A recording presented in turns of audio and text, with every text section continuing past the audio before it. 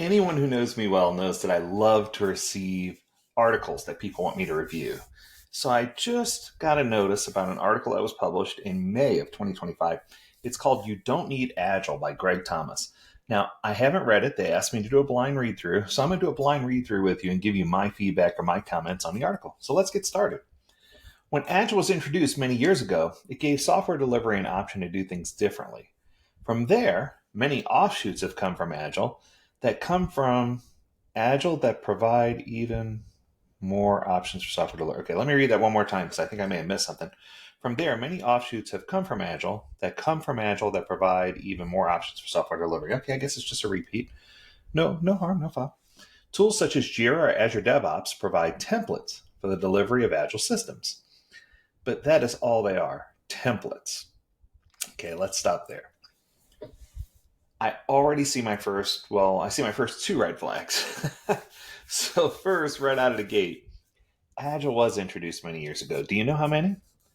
The first instance of Agile that was mentioned with regard to improving the way a company delivered a product or service came from a book called Industrial Dynamics by Jay Forrester. And that book was published in 1961.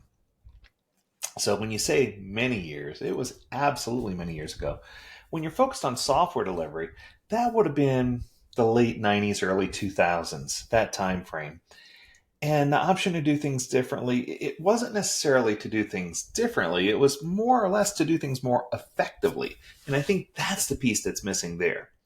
The second thing that I saw to shut up a red flag is tools such as Jira or Azure DevOps provide templates for delivery. Let's stop. The tool was never designed to be a template for delivery. In fact, I worked closely with the team at Atlassian when they were in the creation era of Jira. And what I can tell you is the tool was designed to help support a standard set of workflow. It wasn't the other way around. So what I'm saying is, while the tool could give you some guidance around your workflow, I don't think either of those two tools were ever meant to be a template. And I know organizations that use these as a template, and those are generally the organizations that I see struggle the most with their Agile delivery. So I just want to be clear that we need to be careful what we're calling it. In every engagement that I've been on to help a team or company redefine their software process, we never started with, okay, this is Agile. We always start with, what do you do? How do you deliver code? And what do you want to accomplish? Let's pause there. That's the first green flag I see. We never ever start with, here's your instructions or your checklist to make sure you're doing the Agile. That never works. What you should do instead, anytime your coaches, always start off with, and I call it the 12-step program. I always start off with, what problem are you trying to solve, leader? And why do you think Agile is going to help you get there, right? So I want to make sure they have a clear understanding of what Agile is and what they're trying to do. Then I dive into, tell me more about your North Star vision. Tell me more about ultimately where we're trying to sail the ship. This is important because you need to make sure you have that clear understanding of where the ship is trying to sail. Then I talk about roles and accountabilities and a clear delineation and alignment of responsibilities, accountabilities, and the accompanying titles. Too often I go into organizations and they call people something, but it's not actually what they do. I think we've all been there, right? So we need to make sure we have alignment. And then from there, we can start aligning work and delivering high quality, high value work in a backlog. But so that's my first green light. Nice work. Along the way, we talk about different methodologies. Agile, Waterfall, Scrum, Kanban. Let's stop. Here we go again. Agile is a framework or a model for delivering high value products and services. Waterfall, likewise, is a complementary set of processes and components to help you deliver products or services. Scrum is an agile delivery framework. I think we're getting all our words mixed up here. So Scrum is an agile delivery framework, and Kanban is a bigger part, or I should say a part of a lean systems thinking that allows you to deliver things in a more concise, fast, more predictable, easy to measure flow kind of way. So when you're talking about Kanban, you're discussing lean templates. You're talking about things like cycle time, throughput, variance. So you want to make sure that you understand what you're talking about. But anytime you bundle those into a package called methodologies, that's also something I'm just like, eek, we got to figure that out. So you need to figure out what works and what doesn't work to provide a background as to what options are out there. But in every engagement, we come up with a system that works for that particular company because that is what they need, a system that will help them deliver software. Okay, let's pause there. This is a tough pill to swallow because I agree and disagree with that statement, meaning I do agree that every organization finds a way to create their own agile flavor. It's kind of like saying, if you grew up in the South and somebody asked you if you wanted a Coke, you would say, sure. And they'd say, great, what flavor Coke do you want? Do you want a Sprite Coke, a cherry Coke, a regular Coke, a root beer Coke? Everything was a Coke, right? It's kind of a Georgia thing or a Louisiana thing. But where I'm going with this is I think everyone wants some type of framework. But every organization that I go to, oftentimes one of the first things I hear the leadership say is, we're doing Agile, but we're different. So but we're different. And here's a secret. The organizations, for the most part, are all trying to achieve the same goals, but they feel like they're different because they hadn't had success with just applying a vanilla approach. So they needed to augment it and put their own spin on it in order to make it something that's incredibly effective. That works out for most organizations. So Agile has some great tenets for delivery, but depending on your business, they may not be applicable to what you do. Okay. I've never delivered medical software, but I have to imagine the QA cycles are long and well planned out. Bugs don't out the door, whereas an internal patch on reporting night. Okay, I am struggling with the English here. I apologize. It's just, it's not well written. But with that being said, I'm going to comment on this too. I'm sorry. I'm giving a lot of input here. So Agile is great for delivery. Specifically, Scrum is great for delivery. Agile is great for the overall flow, including ideation, discovery, delivery, release. So Agile is a bigger picture umbrella. And I think you're trying to blend it all together and make it all feel. Now, having worked for some of the most successful medical companies out there, what I can tell you is their QA cycles run just like everybody else's QA cycles do. They don't necessarily have to make them long and planned out. And the fact is, as much as we hate to say it, some bugs do creep out the door. But it doesn't mean that it's not a good fit for Agile. The rule that I like to run by is that Agile is not a one-size-fits-all model. I'll say it again. Agile is not a one-size-fits-all model. Most people don't look good in spandex, and that's an easy way to think about it. Context matters. When developing your own software delivery system, it's important to leverage what currently exists as a baseline for tracking and integration, but also apply your own context to the delivery. This is making sense. Your industry, your team, your compliance, and your security needs are what will invariably shape how you deliver software.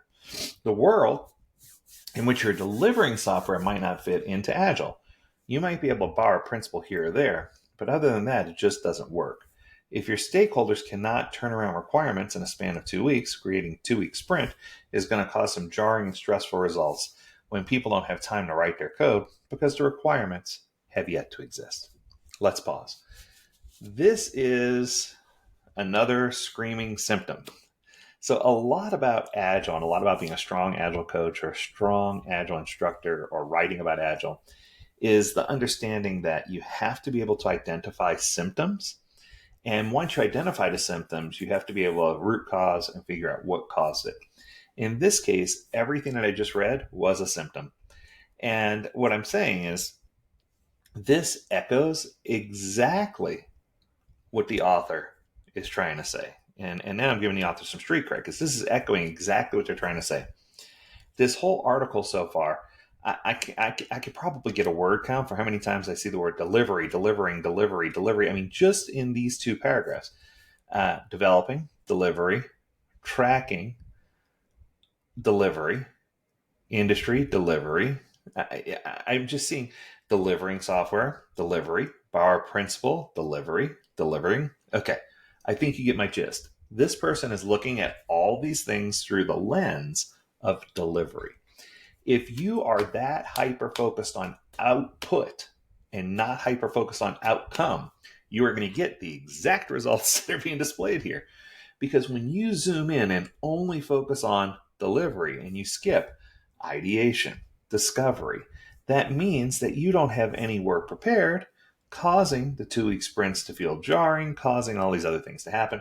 What I'm trying to say is this is obvious to me that this organization doesn't have a full understanding of the importance of doing ideation and discovery. Therefore, they're hyper focused on delivery and they're missing a lot of the context, a lot of the juice of what they're trying to do. So, what do you want to track? One group I worked with a few years ago needed a work type of anchors. I had never thought of this before, but when working through the nomenclature and how it is used in their day-to-day operations, it made perfect sense to me. And from there, we created a custom work item type that could be linked to this time. On the surface, having a new item might seem like it's not important, but the team having it in Jira, everyone in the group was able to leverage it and see a complete picture of what we're shipping. This made stand-ups and project updates meetings that much simpler because they didn't have to switch between different systems to do different linkages. Okay. Agile has no concept of anchors. Probably not, because we all call things by different names. What I'm trying to say is I think there are times where you're using words loosely and trying to bundle everything into one scope. And then there are times where you're being very specific, like here, where we need to understand that we don't have to be so specific with that word. Whether we call it an anchor or everything to me is a story and there are different types of stories. There's nothing wrong with having an anchor type of story. I think that solves the problem and will get you to where you need to be. The next question he asks here is, what is your release? One of the biggest things when Agile came out was getting your code out faster. There's a great goal. I've worked with teams where we did this in 2 to 3 sprints and release. It worked well for them because the sprints would cater to a larger release. However, many times when I'm talking to people about releases, they get so focused on a 2-week release cycle that something has to go out the door every 2 weeks when that's not the case. What I do like about Agile is that I put a big spotlight on releasing code that made that a focus. To this end, this forced people to question what their releases are. Do we have big updates every quarter? Do we ship monthly? What about service releases? Do we even do those? Are they more frequent? The list goes on, but it got the conversation started at a higher level, which is what was needed. It was no longer, just go work on stuff, roll it into a big bucket and put it out there. We started asking the hard questions of what needed to be there, when, and why. Releases became more focused as a result. I agree with this. I do think you need some structure to releases, but I do like the fact that you're pointing out that you need to define how your release cadence is going to be. And that's also part of that 12-step initiative that I was reading through earlier. Everywhere I've worked, we've delivered software that borrowed principles from all different systems, took what worked from them, and then got back to the job of delivering great code. For this reason, Jira and Azure DevOps have such extensive customization capabilities within their platforms and marketplaces because the new one size doesn't fit all and never would. But the common pieces, work items, builds, and releases would never go away.